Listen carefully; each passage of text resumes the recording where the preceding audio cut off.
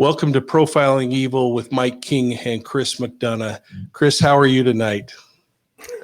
Great. This is a wild start and a great night, I guess, to have this happen. Folks, thank you so much for your patience.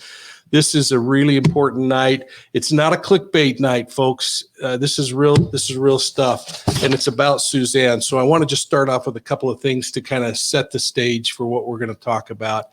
Now, we promised you when we took and started this page that we were going to try to do a couple of things. One was to humanize law enforcement. And the second was to talk about cases with the idea of educating you on the criminal investigative process, the profiling process, to analyze cases, and most importantly, to spotlight cases in a way that we can bring more information to you and really help you understand and keep these victims who have no voice in the public spotlight. We've had a really remarkable couple of weeks. As you know, we have reached out to Barry and we have requested him to come on the show. He's chosen not to do that. We've not had conversation with his family, but we have been in contact with Suzanne's family. No one else has had this opportunity, and it was so rewarding to us to have them reach out and let us know that they've been watching Profiling Evil, and they wanted us to share a few things with you tonight. And we want everybody to know, on behalf of Suzanne's family, how grateful they have been behind the scenes to you, the public. And as Mike said, they are desperately in need of your help to help find Suzanne. They've been concerned too that more hasn't been said to reach out to this girl. There may be really good reasons for that. And again, we've tried to tee you up with the understanding that it may be that law enforcement has suggested that they don't speak to anyone. It may be that personal lawyers haven't, but the family knows that you have been concerned and you wanted to keep it in the public spotlight. And they're expressing deep gratitude, aren't they, Chris? Most definitely. And the reason I'm wearing this shirt tonight is to recognize all of those cancer survivors and all of those people fighting cancer. Both my wife and my mother. My mother passed away from cancer, but my wife is a survivor of cancer. And Suzanne battled cancer twice. Okay? And so the information that we're going to share with you tonight is directly from the family. This is in court, this would be considered first person witness information. And we have been asked to share it with the world. And that's why we're here tonight. We have speculated about when Suzanne was last seen. We don't need to speculate anymore. We know when that was. And that came as a result of some of the things that we've been able to uncover. Let's just cut back. What day was the last day she's been talked to by someone? So it will be Saturday. So May 9th. May 9th. She was in communication, as some folks have reported in the past, okay? We can verify this is true. Okay? She was in communication Saturday afternoon with one of her closest friends. They were discussing an upcoming wedding that people have heard about, okay? And they were texting back and forth up until mid-evening, and then it went silent. That friend has not heard from her girlfriend, who was planning on attending and or being in that wedding. Yeah, that really is important, because now we have, in the early evening hours, an absolute halt to an ongoing conversation. We don't know why. It could be the internet went down. It could be 100 reasons why, but behaviorally, we have to kind of look at this and say, all of a sudden, something stopped. It doesn't just end. It kind of changes, doesn't it, Chris? Yeah, it does. And so that individual has been let's say, diligent, trying to find her girlfriend and has been communicating and is not getting the reciprocating type of responses. We believe that the police and others are aware of this. What we do know also is Barry's story, the day she disappears, starts out at 5 something in the morning. We didn't want to swing this any other direction. Barry told this family member that he was the last person to see Suzanne alive, that he left the home at 5 a.m. on Mother's Day. She was asleep and he didn't wake her. That's all we know about 0500 hours. But we do know that later in the morning, the daughters were unsuccessful in reaching their mom to wish her mother happy Mother's Day. And so they end up texting Barry and alerting him that they haven't been able to reach him. Now, again, all of this is according to family members, folks. It's not something Chris and I know from any other way other than directly speaking to the family. And they've given us permission to share this with you. So, Chris, the daughters reach out to Dad and say, we can't find Mom. What happens at that point? Yep. So the girls reach out to Dad via text messaging after text messaging Mom and getting no response. Dad gets those text messages and calls the neighbor and says, go over to the house, which we've heard, and see if anybody is home and see if Suzanne's there. The neighbor goes over to the house, sees 2 cars at the residence, but somehow comes back to this call, and all of a sudden, there is a bike adventure introduced into the conversation. But yeah, I mean, somewhere, and it could be, just a conjectured statement of, hey, maybe she's gone for a bike ride, but the kids are worried because she's not answering the phone. But you're right. Somehow this bike is a birth into this scenario. And that really becomes interesting and something that you would want to really pursue in the investigation. I think it's also interesting. I don't know how many neighbors they really had to choose from to send over to do that. But the 2 vehicles in the driveway, according to the family members, were not Barry's. Is that accurate? Right. Yeah, correct. Yeah. As of recently, they believe that the bike was thrown down there. Okay? They don't know this who is did the it. family member who feels this. The family members, right. The family members. Point there. Okay. So we've got the bike situation going on. Okay. And all of the family members are concerned with that, okay, situation that you just mentioned. Okay. And as a result of that, okay, we also have other things that are starting to unfold later on. One of them is this note that surfaced, down at the store, that folks have seen. Okay. And they've seen this idea that, and on that note is, the verbiage and of, a blue bicycle helmet and also, bike clothing or that type of thing. So this whole idea of this bike ride, okay, is being built, okay, is being built up, okay. But then we have information potentially of items being found. And we don't know what those items are yet. There's one item that was found off the side of the road. Okay.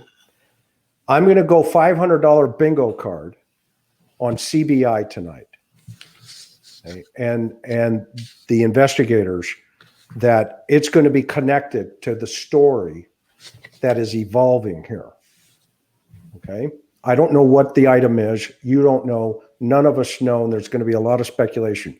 We don't deal in speculation, right, Mike? I mean, we are strictly down the middle. Let's look for the facts. We've got a beautiful woman out there that everything that we say and do could impact a negative or a positive result. And we, in all due respect for the family and for her daughters, okay, and others, we want to make sure that what we're saying, and we have, that we just keep maintaining down the road. So as we go through this, one of the things that we remember, we always ask the whys. We don't ask the hows, okay? Because we don't know how. Okay? And a lot of time you get the investigator in the room and he or she is talking to somebody and they know the hows. So let's talk about the whys. Every time we see a flag, let's go ahead and flag it. Okay. So I want to back up then. Let me just ask you a couple of questions, Chris. The abrupt stop to the communication on May 9th, Saturday night, is that a red flag? Red flag. The bike is discovered in an area where there may be evidence to support that there was an accident. There may be evidence to support, as one family member said personally, being at the site, not the day the evidence was recovered, though I would suspect that it didn't seem to make sense. Is that a red flag? And I think we've said that's a red flag all along, the bike. Yep. And what caused me to pause and throw a red flag is the statement he makes about the bicycle to Tyson. And because remember, he starts off with, "Let me tell you what happened." Yeah. So now I've brought you up to where I want to hear about that statement, because we have torn Tyson's video apart and dissected it. And I'll tell you, had we not had that amazing young man out there doing his thing, we would not be able to say what we're going to say right now, which is just really interesting stuff. So tell me about that video. So in that video, so a lot of things that we look for is one of the things we call plural, speaking in plural. And I know I don't have the best speech, and I apologize to everybody. Okay. However, okay, when somebody speaks in plural, what they're doing is they're transferring. Okay, they're transferring the conversation, or inadvertently, okay, they're remembering. Okay, that's a red flag. If you listen to Tyson's tape again, and we're going to encourage everybody at the end of this, we asked Tyson today if he would do us a favor and just narrow that tape down, take the music out of it so everybody can hear it. Okay. And he said he would do that. And I think he's on here tonight somewhere. But in that tape, I counted we, us, them, they, okay, at least 19 times within a very short period of interview. That's a batch of red flags, Chris. That is a batch of red flags, Mike. So a really interesting thing happened as we spoke with the family. Initially, they, in discussions with Barry, were told that from Barry that he had been vetted thoroughly by the police, and that they were now looking for this other boogeyman out there. And there very well may be one, Chris. We don't know. But the family wanted to make sure that we also share that that is not the case, that opportunities for voice stress analysis and for polygraphs have been declined by Barry. But what's interesting about this is we've learned that he was also offered an opportunity to take a CVSA. And folks, if you don't know what a CVSA is, that's called a computer voice stress analysis. A CVSA, guys, is a computer laptop that you look at the subject and you say, I'll be right back. And you walk out of the room, you get the CVSA examiner who's been certified, you bring them back into the room, and you lift the laptop. And what it does is you prepare a series of questions with the subject that they prepare with the examiner. Okay? And this instrument is designed to measure the micro tremors within the voice. We've been told by the family that he was offered this twice and he declined both times. I find it interesting because in so many of those cases we've looked at, family members will often step up and take a polygraph to also let other family and everyone else know that, hey, I'm an open book. You can ask me any question. Now, is there risk? There possibly could be risk in doing that, but that's a huge red flag that he's declined that. If the information we're getting from the family is accurate, I think that's a huge thing. Now, we've wondered if there is a second person that knows something. Involved is a pretty interesting word, so I'm going to say that knows something. And there have been a few names that have floated around that have been really interesting, and I know the police are continuing to exhaust all of those leads. But we actually reached out and spoke with one, and we're going to leave it at that.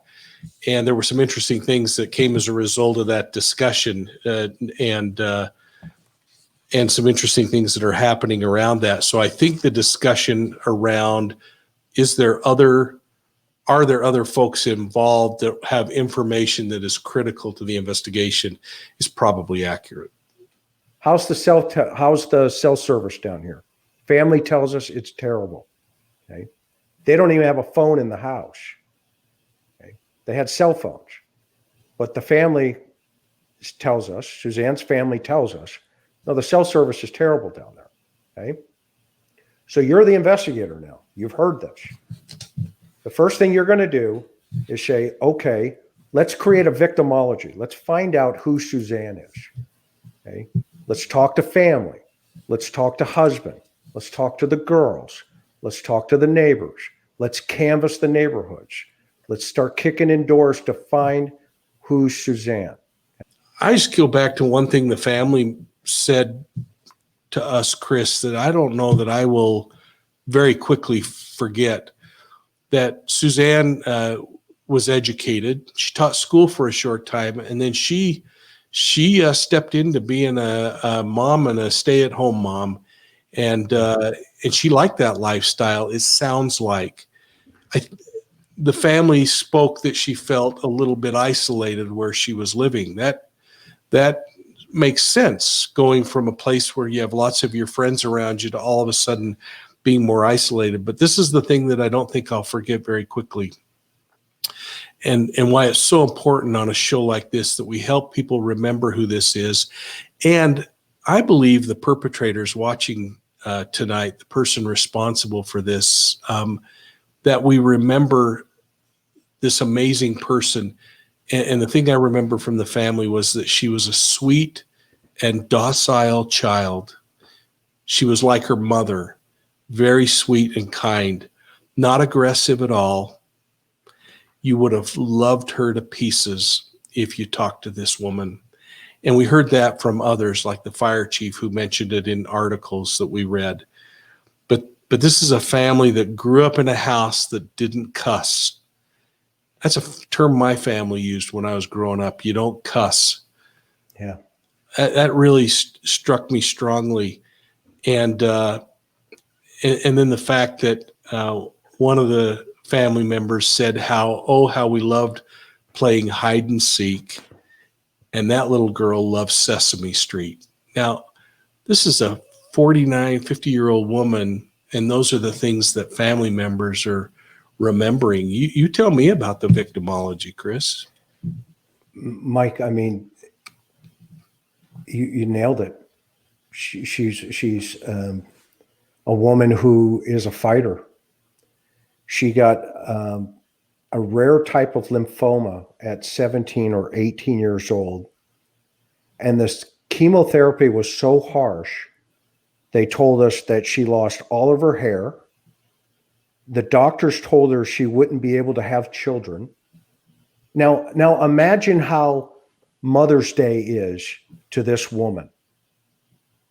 When you're 17 or 18 and the doctors say, you will not have children. Okay? And she disappears on Mother's Day, guys and gals. My wife, I know when she's talking to her girlfriend about an upcoming wedding for her girlfriend's family, she is ecstatic to jump in and help. Okay. Suzanne disappears.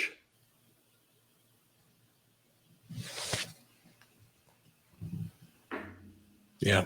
You know, I want to just kind of go back to something, Chris. We have not been able to speak to Barry or their children.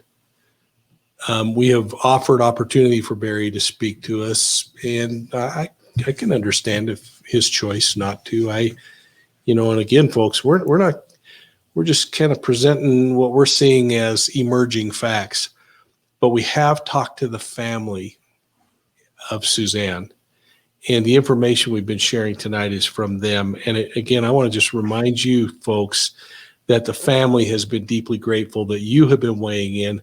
And we were just so humbled and actually pleased that the family had been watching Profiling Evil and gave us permission and the trust to share this information with them.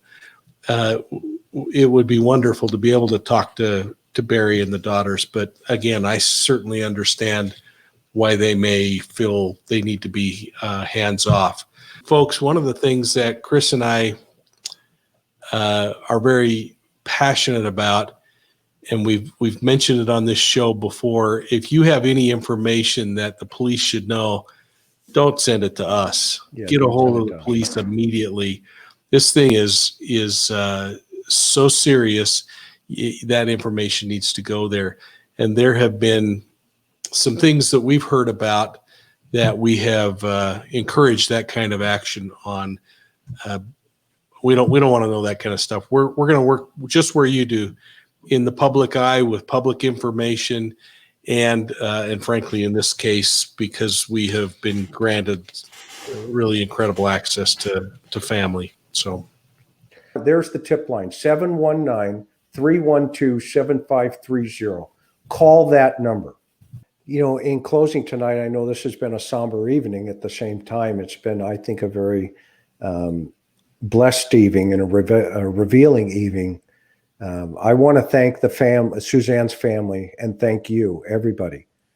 And of course, Michael and all of our team, behind the scenes. We are grateful that you're here and that you entrust us with your time.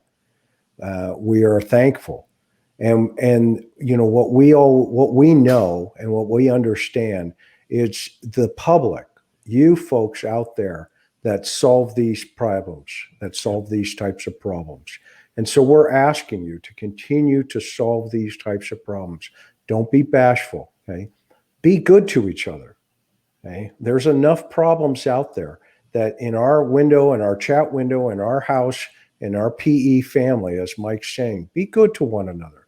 I'm not perfect. I make mistakes. I'm going to continue to make mistakes. I think Michael will feel the same about himself.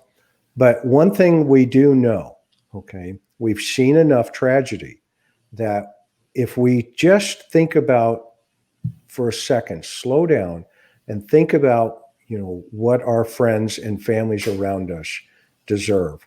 I know we deliver it. And I'm so grateful that we are calling each other friends. And as we move forward and we start kicking in some other doors in other problems, that we do it together. And we need your support. Hit that subscribe button, turn that thing blue. I learned, turn that button blue, and tell your friends and family, come on over to Profiling Evil. There's a lot more to come. So hold on. Hey, and folks, do us a favor.